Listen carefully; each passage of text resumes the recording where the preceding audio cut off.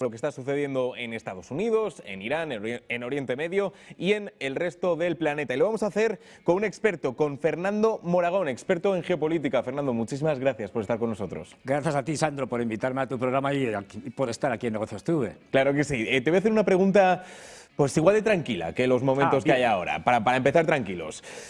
¿Estamos ante una guerra mundial? Por supuesto, sí, claramente sí, pero que nadie se asuste. Estamos en una guerra mundial. La guerra nuclear todavía no ha llegado. Estamos en camino, pero no ha llegado. O sea, podemos estar peor. Mucho peor, eso sin duda alguna. Pero sí, es decir, claramente, estamos en una guerra mundial. Yo soy de los que defiende de que estamos en una guerra mundial desde 2001, cuando Bush hijo va y dice aquello de, utilizando el pretexto de los atentados del 11 de septiembre, dice aquello de que Estados Unidos a partir de ahora está en un estado de guerra permanente. El imperio está en un estado de guerra permanente y eso llega hasta ahora. Lo que pasa es que ha habido partes, momentos en los que eso se ha ido incrementando. Tuvimos un incremento en 2022 con la operación militar especial de Rusia en Ucrania y ahora tenemos otro enorme, brutal, en lo que es Asia Occidental, Antiguo Oriente Medio, y que ya te adelanto una cosa, es decir, que Estados Unidos va a perder y Israel va a perder. Y no es porque sean los buenos o los malos, que en esto de la geopolítica no es como el fútbol, que uno va a favor del Madrid, del Barcelona y tal, no.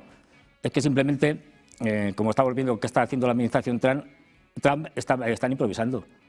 Es decir, como no tienes objetivos claros, como no tienes un plan B, pues, y el plan está fallado, pues el problema es que estamos viendo a Trump dando bandazos. Un día dice una cosa, otro día dice la contraria, su administración. Hemos ganado, bueno, hemos ganado, pero no demasiado. Hemos ganado un poquito, hemos ganado completamente. Hemos acabado con el 100% de las armas iraníes. Bueno, con el 100% no. Bueno, algún misil cae, pero no hay que tenerlos en cuenta. Entonces, claro, lo que estamos viendo es contradicciones permanentes, porque la idea de acabar con el régimen iraní ha fracasado. Lo que han conseguido es el efecto contrario, el fortalecimiento, que es algo además que siempre ocurre, o casi siempre ocurre. Es decir, cuando atacas a un país, incluso los opositores suelen cerrar filas en torno al gobierno. ¿Por qué? Porque estás fomentando el sentimiento nacionalista. Y en última instancia no olvidemos algo, que eso lo saben la gente en Irán o en cualquier otro sitio. Estados Unidos jamás en la vida ha llevado la democracia y la libertad a través de la guerra, a ningún sitio. Podemos coger cualquier conflicto en los que ha participado. Afganistán, echaron a los talibanes para terminar poniendo a los talibanes después de 20 años. Una cosa fantástica. Irak, un desastre, con los kurdos por un lado, los sunitas por otro y los chiitas por otro, en un país ficticio que todavía no se ha recuperado. Y donde la democracia es de risa, vamos. No es algo serio. Libia, ya vemos la democracia que hay en Libia, extraordinaria. ¿Dónde ha llevado Estados Unidos alguna vez la democracia? Nunca, porque nunca ha sido ese el interés. A ver, hay que olvidar el discurso de Occidente en general, de que no, es que defendemos los derechos humanos, la libertad, la democracia. No, eso es mentira, jamás ha sucedido. Y la prueba lo estamos viendo con la Unión Europea, como en las elecciones, por ejemplo, de Rumanía, cuando en la primera vuelta de las presidenciales pues salió un candidato que no le gustaba, pues se cargaron las elecciones. La Unión Europea nunca ha sido nada democrático. Acordémonos de los referéndums con respecto a Maastricht y otra serie de cosas, cuando a Dinamarca o a Irlanda le hicieron votar otra vez porque no le gustaba lo que había salido. Quiero decir, que se nos quite esa cosa de la cabeza. Los estados no se mueven por valores, se mueven por intereses. Y no hay más. Es decir, a veces eres mi amigo y a veces eres mi enemigo. Y a veces eres mi amigo o mi enemigo en muchas cosas y puedo. Sin embargo, a pesar de que me estoy enfrentando a ti, llegar a acuerdos contigo en cosas puntuales, porque me interesa. Pues justo quiero recoger lo que estás diciendo, porque ahora mismo el eres mi amigo para algunas cosas, no lo eres para otras, se está representando muy bien entre Estados Unidos y Europa o la OTAN. Hoy ha vuelto Donald Trump a cargar contra los aliados de la Unión Europea y de la OTAN. Los ha calificado de cobardes. Ha dicho que sin Estados Unidos la OTAN sería un caballo de papel, un tigre de papel, de hecho. Te quería preguntar, ¿es el principio de la ruptura entre Estados Unidos y Europa? No, en principio fue hace mucho. La OTAN no tiene futuro ninguno. Es una organización disfuncional. Vamos a ver, la OTAN no es una ONG, es una organización militar. Se creó como una organización militar.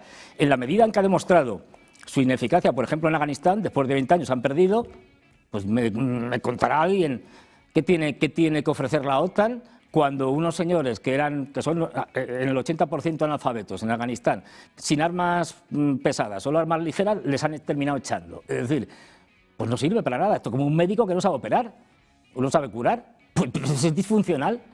Actualmente no sirve para nada. Y además, lo que estamos viendo es que algo que es obvio, y en eso Trump tiene razón, la OTAN es Estados Unidos, siempre ha sido Estados Unidos. La OTAN sin Estados Unidos, su capacidad militar es ridícula, no sirve para nada. Es Estados Unidos. Además, se creó como un instrumento de Estados Unidos en la Guerra Fría. Es decir, intentar perpetuar algo que es un cadáver ya, que huele, como la OTAN, no tiene el más mínimo sentido y va a terminar rompiéndose. De hecho, creo que con José Antonio Birner hace aproximadamente un año también me preguntó eso y dije, sí, ya está muerta. La OTAN no tiene ningún futuro. Veremos si lo tiene la Unión Europea, que yo creo que tampoco, pero bueno. Estamos, y esto es fundamental, que yo creo que la audiencia lo sepa.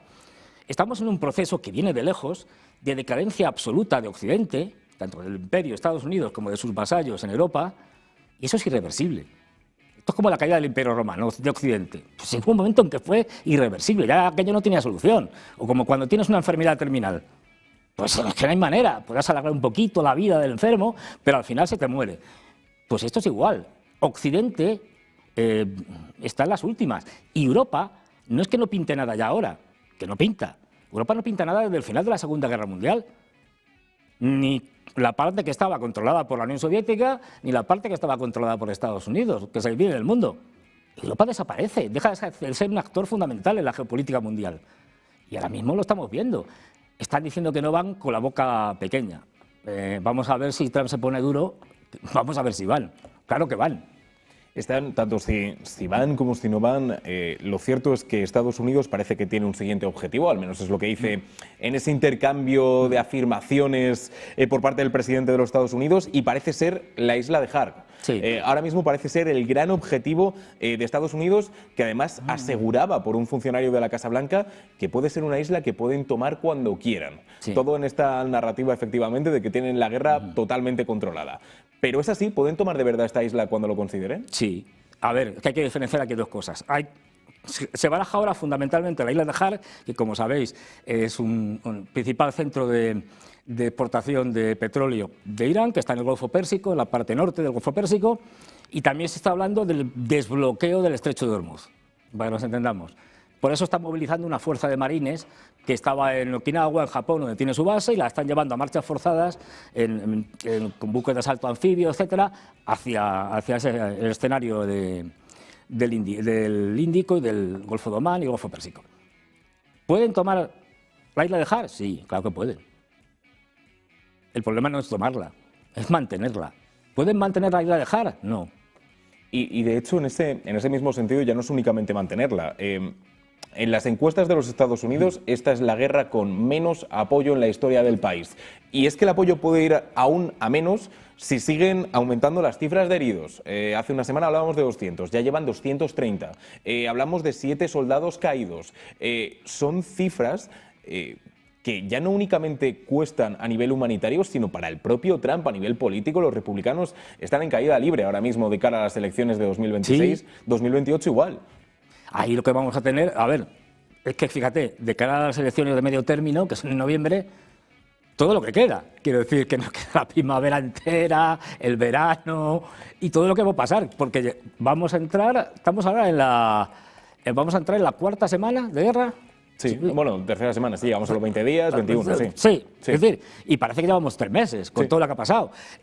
Bueno, pues imagínate, si esta guerra continúa, vamos a poner hasta junio, que tampoco vamos a este ritmo, el desastre es fundamental. Vosotros lo sabéis perfectamente, los mercados no aguantan. Ahora mismo el precio del petróleo se está manteniendo artificialmente, sacando stock de las reservas, etcétera. Es decir, esto lo puede mantener un cierto tiempo, pero no permanentemente. En Asia, ya vemos a Scott Bessent, el secretario del Tesoro, diciendo no, que los rusos vendan ahora todo lo que quieran, porque no está el patio. No, y dejamos pasar a los iraníes para que vendan, porque es que si no, esto se nos hunde. Entonces, bueno, que este es uno de los elementos contradictorios. O sea, por una parte, bombardeas el yacimiento más importante del mundo de gas, el más grande, que es el de Fars, es decir, de Irán, compartido con Qatar, Y luego dicen, bueno, no, pero han sido los israelíes y tal, pero no, pero dejo salir gas y petróleo. O sea, por una parte están dejando salir gas y petróleo para que no se hundan los mercados, por otra parte les está bombardeando para intimidarles a sus instalaciones petrolíferas y gasísticas. Luego, ¿en qué quedamos? Es decir, no tiene coherencia. ¿Qué es lo que está volviendo ahora mismo la administración Trump? La idea básica, así dicho muy a lo bestia, era vamos a hacer un escenario a la venezolana, pero a lo bestia. En vez de coger a Maduro y secuestrarlo, vamos a decapitar el régimen. Sí, una operación más prolongada, pero con el mismo objetivo. Más a lo bestia, pues nos cargamos al líder espiritual de Irán, a la Ayatollah Khamenei, a los jefes del ejército, de la Guardia Revolucionaria, que es lo que hicieron el primer día. Y con esto ya hacemos una operación, buscamos una Delcy Rodríguez y tal de allí y hacemos un control del... Bueno, pues no, porque Venezuela e Irán son dos países que no tienen nada que ver, funcionan de manera diferente, tienen culturas diferentes. Es no entender el chiismo y lo que es, digamos, la cultura del martirio, por ejemplo, en el chiismo, y así les pasa. Es decir, por eso Estados Unidos es una de las razones fundamentales por las que la potencia militar más potente del mundo pierde guerras. Desde Vietnam hasta ahora un montón, porque no entienden la cultura de los países de los que atacan, con lo cual no entienden sus dinámicas internas, no entienden, no saben que si tú depones a alguien tienes que poner un reemplazo que tenga apoyo al menos de una parte de la población, porque si no, no puedes sostener aquello, no entienden, y por eso les derrotan en todos los lados. Y esto es lo que va a pasar con Irán. No entienden Irán, ya se lo ha dicho el ministro de Asuntos Exteriores iraní. Dice, vamos a ver, no se enteran de ustedes, que ustedes pueden matar a todos los líderes, pero a falta de... Vamos, que no tenemos falta de ayatolás, que tenemos un montón, y que militares tenemos un montón de generales, que nos matan uno, ponemos a otro. Esto ya lo hicieron con Hezbollah, si te acuerdas, con la guerra contra Hezbollah, acabaron con su líder Hassan Nasrallah, acabaron con toda la élite político-militar de Hezbollah, y ahí los tienes. Luchando, ¿por qué? Porque Hezbollah iba luchando y ganando al ejército israelí. Porque están haciendo una operación militar en el Líbano y no han conseguido prácticamente traspasar la línea fronteriza y asentarse o consolidarse al otro lado. No digamos ya llegar al río Litani, que eso es un sueño. Es que no entienden nada. Es decir, por eso van a perder la guerra. Por eso Trump va a perder la guerra. Por eso los israelíes van hacia la desaparición del Estado de Israel. Netanyahu los lleva de cabeza a la desaparición del Estado de Israel. Y luego además hay un elemento que es clave, como en todas las guerras, es la capacidad de sufrimiento que tiene cada país. Tú lo señalabas muy bien. En Estados Unidos, pues que llegan 200 heridos y ya se monta el lío. Aquí llevan ya pues como 2.000 muertos y la población sigue apoyando al régimen, sigue apoyando al Estado iraní. El ejemplo que todos conocemos, Vietnam, que es del libro, es decir, ¿cuántas batallas perdió Estados Unidos en la guerra de Vietnam? Ninguna. La ganó todas. ¿Quién ganó la guerra? Los vietnamitas del norte y el Vietcong. ¿Por qué? Porque, entre otras cosas, la capacidad de sufrimiento de Vietnam era inmensamente mayor que la capacidad de sufrimiento que tenía Estados Unidos. ¿Cuántos muertos está usted dispuesto a poner sobre la mesa? Estados Unidos estuvo dispuesto a poner 58.000. Vietnam, en su totalidad, 3 millones. Ganaron la guerra. Y precisamente quiero recoger eso que cuentas porque precisamente Abbas Araghchi decía que toda esta campaña, toda esta narrativa de que Estados Unidos está ganando la guerra con facilidad es una narrativa que Estados Unidos conoce porque es la que lanzó precisamente en el conflicto de Irán y que la realidad es otra. Pues en ese mismo sentido, en un comunicado del propio Mojtaba Khamenei, ha dicho que los ataques realizados a Turquía y a Omán, que no han sido de Irán, que ha sido una operación de falsa bandera de Israel. Sí. A ver, los israelíes tienen desde hace mucho tiempo armamento iraní. ¿Por qué? Pues muy sencillamente porque como han tenido guerras, por ejemplo, con el Líbano, y el Líbano, vamos, con Hezbollah, y Hezbollah tiene armamento iraní, por ejemplo, pues misiles que caen, que no estallan, depósitos de municiones o de tal, que capturan, luego tienen armamento. Luego pueden hacer operaciones de falsa bandera, todas las que quieran. Y todo apunta a que lo de Omán. Omán está muy enfadada con Estados Unidos y con Israel, pero sobre todo con Estados Unidos. Porque el ministro de Exteriores de Omán ya dijo en su momento, y lo ha vuelto a repetir, el acuerdo estaba prácticamente casi cerrado. Y fueron los norteamericanos los que lo tiraron para atrás. Esto lo dijo en su momento el ministro de Asuntos Exteriores de Omán y está recogido. Omán, que ha sido siempre el mediador en todo este tipo de conflictos. Es un país que siempre ha jugado muy bien en ese papel, porque se ha sentido traicionado. Y todo parece ser que Witkoff y Jared Kushner, el yerno de Trump, que como todos saben es sionista y judío, pues le contaron a Trump una cosa distinta de lo que se había pactado, porque están al servicio de Israel. Y este es el gran problema, es que ahora mismo Trump es un rehén de Israel. Por la razón que sea, por las fotos de Epstein o por lo que sea, no lo sabemos. Pero es un rehén, está aplicando la política de Israel. Entonces, aquello de América primero, no, Israel primero. Y esto es lo que hace que buena parte del movimiento MAGA se le esté echando encima.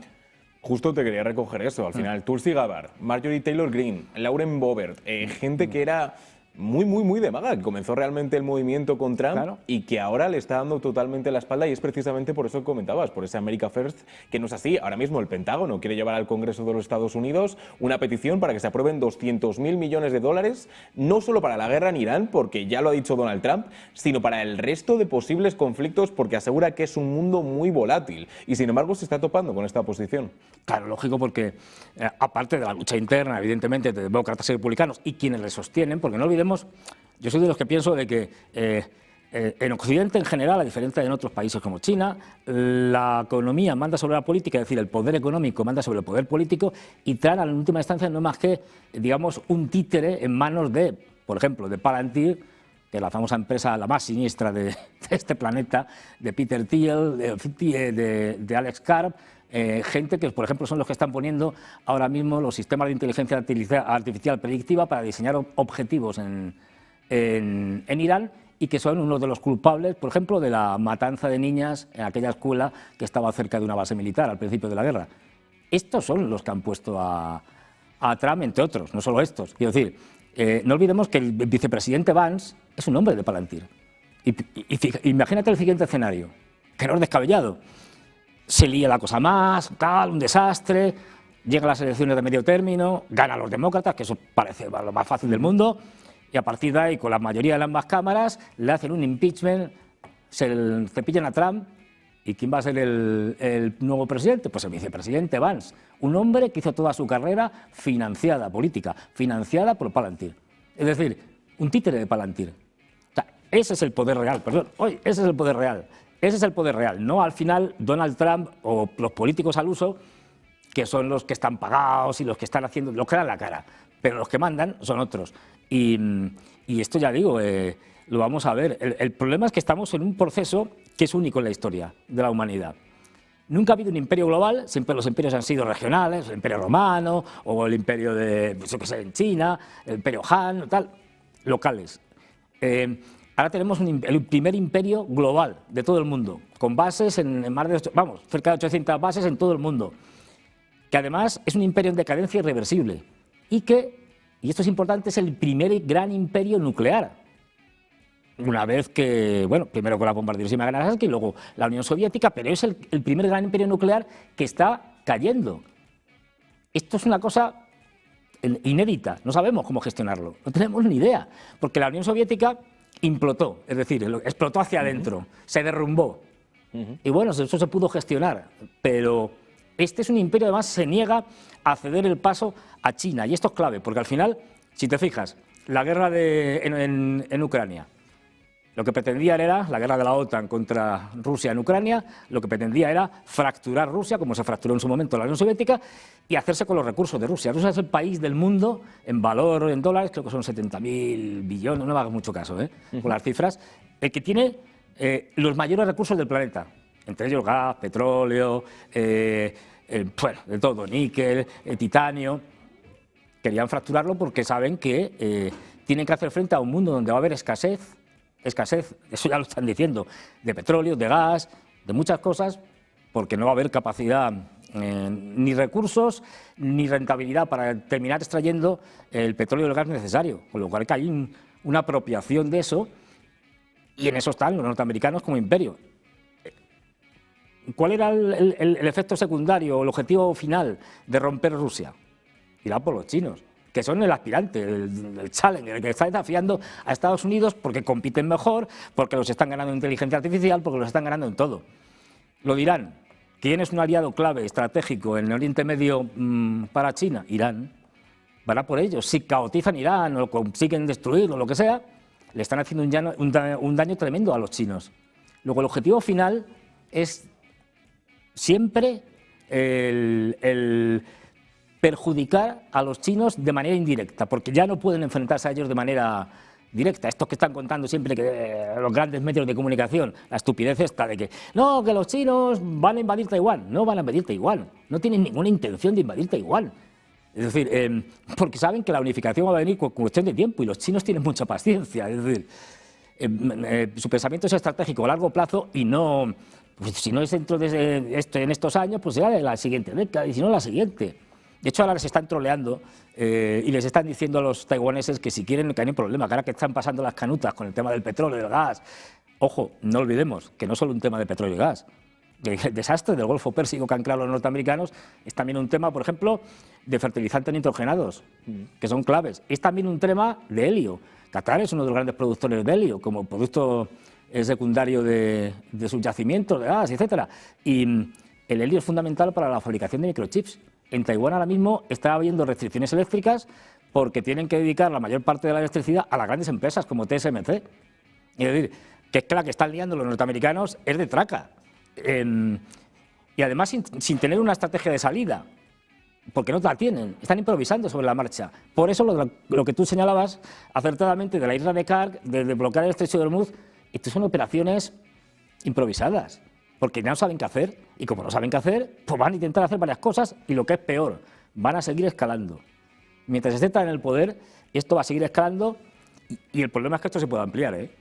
Es decir, si nos fijamos en los países, que ahora hay una docena aproximadamente de países implicados, pero esto se puede trasladar al Cáucaso, se puede ampliar hacia Central, puede afectar incluso a la guerra actual, que no se le presta mucha atención entre Afganistán y Pakistán, pero que también está ahí.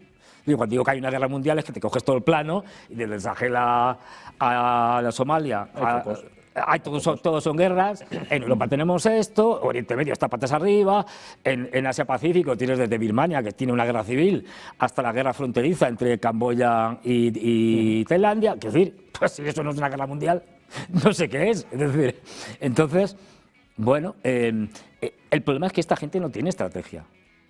Y como no tiene estrategia, improvisan, pues el resultado es el que estamos viendo, un desastre detrás de otro. Sin embargo, los iraníes sí tenían un plan y lo están llevando a cabo muy bien, porque para Irán la victoria en esta guerra no es ganar a Estados Unidos, que es imposible, es sobrevivir, que es algo distinto. Si sobrevive el régimen y tal, es decir, han fracasado los que pretendían un cambio de régimen, que eran Israel y Estados Unidos.